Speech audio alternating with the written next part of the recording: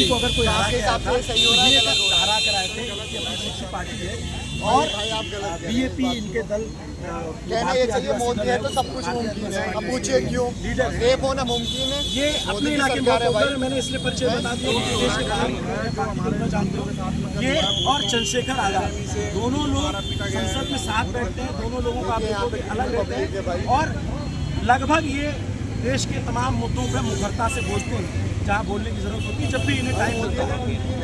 आप आज पहली बार आए या इससे पहले भी आए? मैं एक्चुअली यूएन गया हुआ था जिनेवा और कल मैं वहीं था, लेकिन मेरा दिल, मेरी निगाहें यहाँ दिल्ली में थी। जैसे मैं आज पहुँचा हूँ, सबसे पहले पार्लियामेंट में हमने कि जब तक धर्मेंद्र प्रधान शिक्षा मंत्री इस्तीफा नहीं देता है तब तक पार्लियामेंट नहीं चलने दें।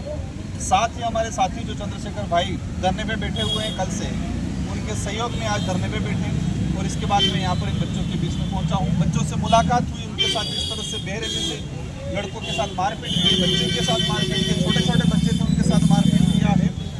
ये एक तानाशाही राया है। हम सरकार को ये कह रहे हैं कि भाई एक व्यक्ति इस्तीफा दे देगा, क्या फर्क पड़ जाएगा, आपका ही मंत्री बनेगा दूसरा, लेकिन जवाबदेही तय हो जाएगी।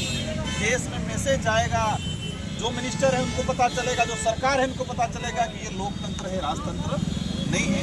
लेकिन सरकार अपनी हठधर्मिता जिस तरह से जिद्दत पे आके बैठी हुई है वो लोकतंत्र के लिए घातक हो रहा है।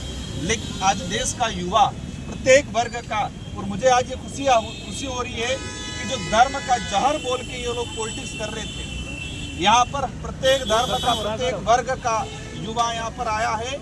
और आज मुझे लगा कि धर्म आस्था का विषय था, धंधा का नहीं था, लेकिन आज धंधा बना दिया था इन लोगों ने। लेकिन वापस युवा आस्था पे आ रहा है। वो समझ रहा है कि वो भले हिंदू हो, मुसलमान हो, सिख हो, भले वो आदिवासी हो, दलित हो, पिछड़ा हो, किसी भी वर्ग का हो, सबको रोजगार चाहिए। जो आज की सरकारें धर्म में बांट के नहीं देने का काम कर रही थी, लेकिन युवा जाग चुका है, उनको जवाब मिलेगा। हम भी आज सरकार से अपील करना चाह रहे हैं, हम भी सम्मान करते हैं, आप जवाबदेही तय करें। युवाओं की जो मांग है, जो धर्मेंद्र प्रधान शिक्षा मंत्री जी हैं उनसे इस्तीफा ले, और जो लोग पकड़े गए थे, जो लोग जिसने जो नीट पेपर में सीकर का जो बंदा जो बीजेपी से चुनाव लड़ा हुआ है, जो पेपर लीक प्रकरण में सामने आया, उसमें खुद के स्टेटमेंट है कि बड़ी बड़ी मछलियाँ हैं, बड़ी बड़ी मछलियाँ हैं, ये स्टेटमेंट दिया है कि पेपर लीक में जो लड़का जो व्यक्ति पकड़ में आया कोचिंग वाला, उसके स्टेटमेंट। इससे बड़े और बात का क्या सबूत चाहिए उनको? लेकिन वो तानाशाही रवैया अपना रहे हैं, उसका उनको भुगतना पड़ेगा। लेकिन ये जैसे जो बात कर रहे हैं तो आपको पता चल रहा होगा ये लीडर है।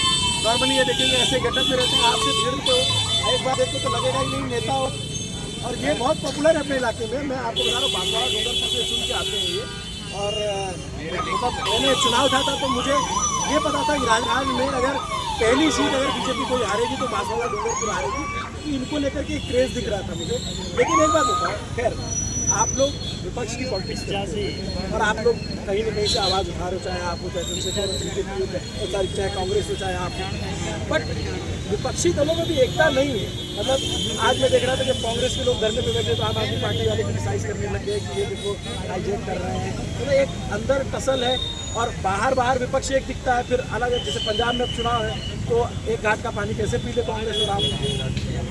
देखो, अगर इस तरह के कमेंट हैं तो वो गलत हैं। विपक्ष से भले कोई भी कहीं से भी आवाज़ उठा रहा है बच्चों के लिए, तो सबको एक मंच में एक साथ एक सुर में ताल के साथ मतलब कहे कि एक सुर में सबको एकजुट होने की जरूरत है। आपने कहा हमारा जो बांसवाड़ा संसदीय क्षेत्र ये आदिवासी बाहुल्य क्षेत्र है। मैं सोच रहा था कि जंगलों में रहने वाला आदिवासी दलित पिछड़ा आंदोलन करता है, युवा लड़ता है, गांवों में रहने वाला सड़क के लिए छोटे मोटे मुद्दों के लिए युवा लड़ता है, और आज पहली बार शहर का युवा आगे आया है।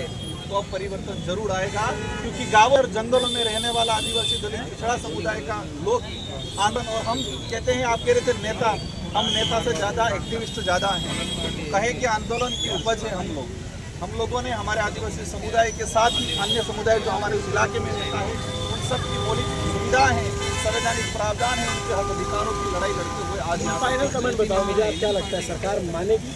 सरकार को मानना पड़ेगा। अगर सरकार नहीं मानती है तो सरकार, बीजेपी सरकार को हिटलर सरकार के रूप में उनको अपना नाम बदल देना चाहिए। उनको कहना चाहिए कि बीजेपी नाम बदल देना चाहिए। इस्तीफा देने से क्या फर्क पड़ जाएगा? 22 युवाओं ने जान दे दी नीट पेपर में, कई लोग आज इनके हाथ पैर टूटे हुए हैं, कई बेहोश हॉस्पिटल में पड़े हुए हैं।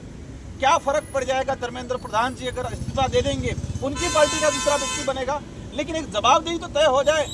एक पता चले कि जिस मंत्री के रहते हुए अपना डिपार्टमेंट ने भी सवाल पाया, ये लोकतंत्र है, लोकतंत्र में जनता को जवाब देना पड़ेगा। ये जवाबदेही तय हो जाए, सरकार को मानना पड़ेगा। अगर सरकार नहीं मानती है तो देश का युवा, प्रत्येक वर्ग का, प्रत्येक जाति का युवा उनको जवाब देगा आने वाले चुनावों में।